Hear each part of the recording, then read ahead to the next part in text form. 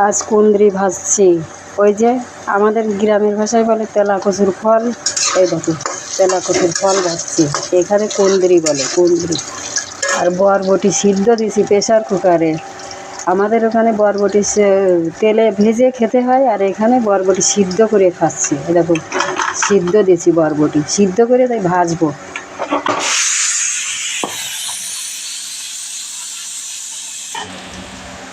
আর এবার কড়াইতে তেল দিলাম,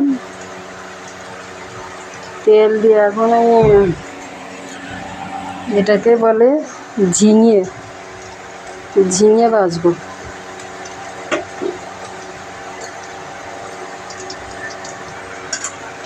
এখানে বলে তরি। এই যে দিয়ে দিলাম ঝিঙে।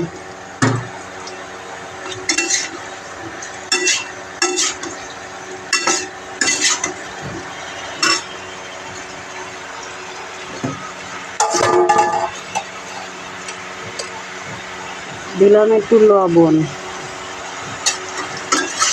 দিয়ে একটু নেড়ে ছেড়ে দিয়ে ঢেকে দেবো।